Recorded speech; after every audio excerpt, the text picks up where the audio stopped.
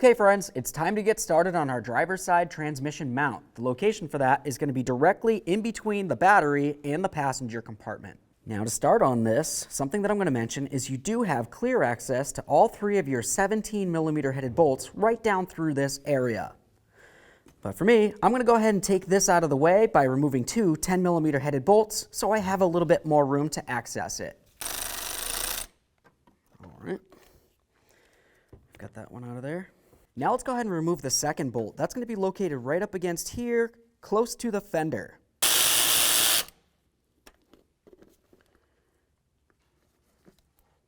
Now looking inside here, you can tell that there's a black push clip that holds this bracket to the fender. Just go ahead and carefully separate it. Let's get this out of here. Now at this point, we have a nice clear view of the mount down there, but we still have a little bit of digging to do. The next thing we're going to do is move along to removing the air filter housing assembly.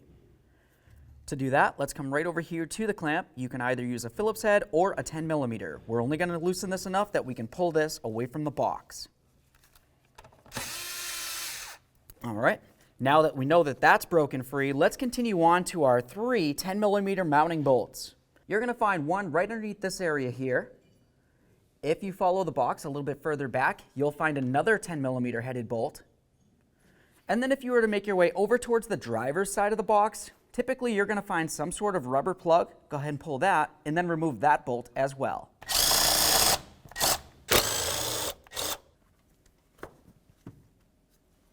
You just want to give that boot a quick inspection. It's a good idea to make sure you reuse it. Now with all the bolts out of there, the next thing that you're going to want to do is come over to this area. Looking at it, you can see that there's a clamp. Go ahead and squeeze that clamp, slide it down this way, and then we're going to grab this box, lift it up, and pull it towards the driver's side. It should slide the box right out of the hose. If you look closely at our application, it looks as though ours is already broken and somebody tried fixing it with some gasket maker. So I can tell that ours is just going to break off and I'll have to fix it.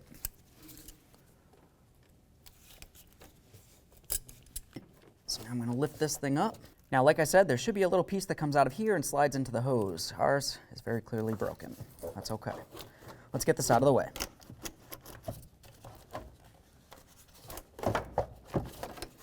Now at this point, we have a nice clear view of the entire mount area. Let's use our 17mm wrench. We're going to come down to this center bolt and we just want to break it free. There we are. Now that we have that broken free, let's continue on to starting to remove our 17mm headed bolts and nuts. Now let's go ahead and take a piece of wood on a jack and go ahead and apply some pressure underneath our transmission.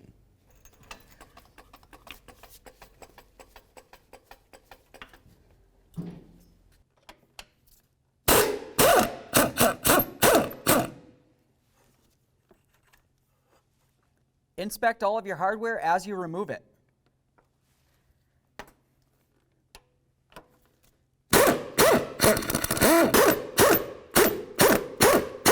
Now we can move over to the other side and remove the other three that hold the mount to the body. Looking at this mount, you're going to find three 17mm headed bolts. There's one over here, one right up in the center, and then the other one's a little bit more hidden down in this area. Remove all three.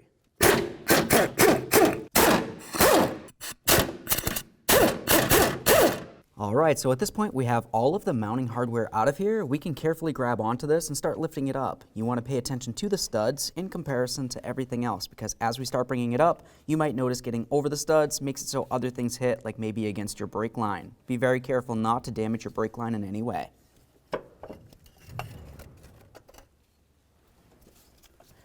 Now at this point, we'll go ahead and take out that through bolt.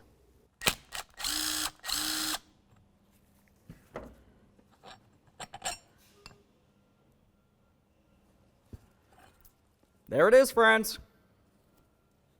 All right, before we get ready to install our brand new mount, let's have a look at that bracket. You want to make sure that you inspect the threaded area, make sure it doesn't need to be cleaned out. Also, pay close attention to that bolt. Make sure it doesn't look rotted, damaged, or broken in any way. Assuming everything looks reusable, let's continue on with our brand new mount.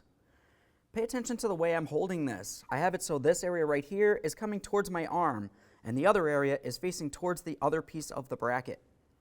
Now we can take that through bolt, we'll go ahead and put it right on through here and start it in. Now typically I just go ahead and take this till it's just barely bottomed out, but loose enough that I can still pivot this. Let's also continue by checking the areas of the transmission where the mount needs to sit, and then also the areas where the body mount needs to mount to. Go ahead and clean up everything as necessary. Let's get the mount in here. Try to get it over that stud. Let's go ahead and start on the hardware for this. Line up the holes on the transmission mount to the body. Slide that down there. We'll start in each of these bolts as well.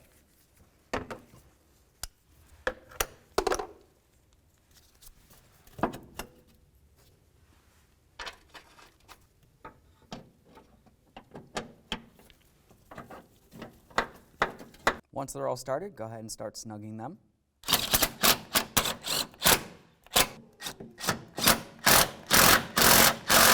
Now we can make our way over to these bolts as well. Looking at the mount, you can tell exactly where the nuts and bolts were mounted to. You just essentially want to raise or lower the transmission until it seems as though things are lined up. After that, start snugging it.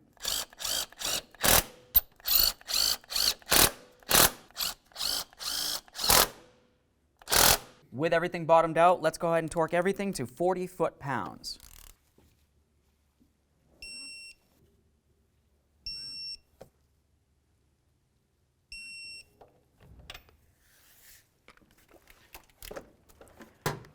Now we can torque each of these.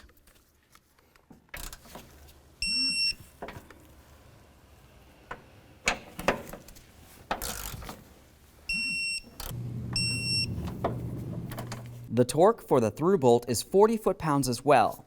There's minimal room in this area. If you can't fit a torque wrench, just make sure it's nice and tight with a wrench.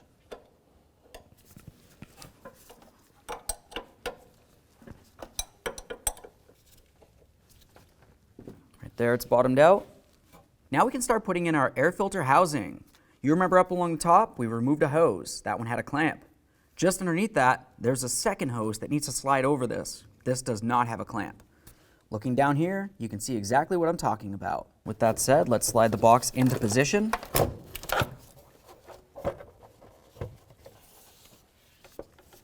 Now, while you're bringing this down, you also want to be sliding this hose over the little piton that should be in this area here.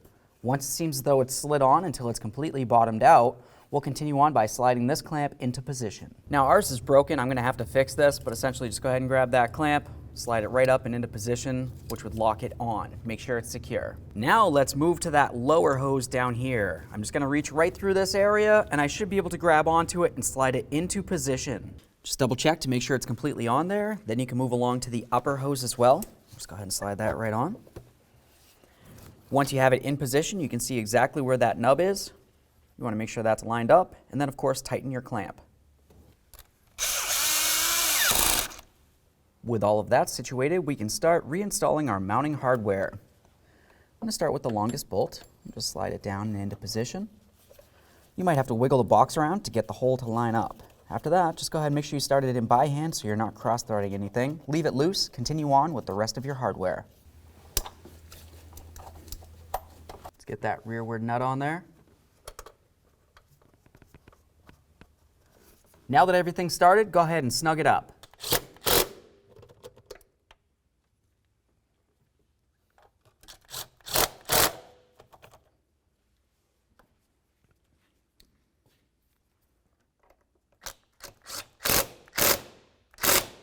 Get that rubber plug back in there.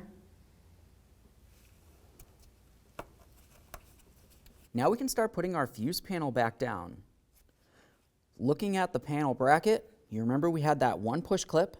That's going to need to fit into the body. You also had the one bolt that was under here. Ours is broken off. And then other than that, once we have it rested down, there is another bolt hole up against the fender right here. Now with all that said, let's go ahead and slide this into position and install our mounting hardware. I'm going to line up that push clip first. We'll get it lined up with its corresponding hole. Push in that push clip. Now you'd want to go ahead and start in that bottom bolt right there.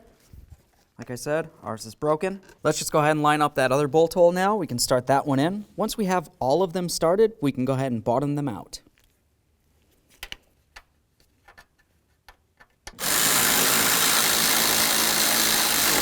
Okay friends, we got the car back together. What's left to do now? Now typically you're going to want to go ahead and close the hood, take it for a road test. Make sure you don't hear any funny noises. Aside from that, thanks for watching.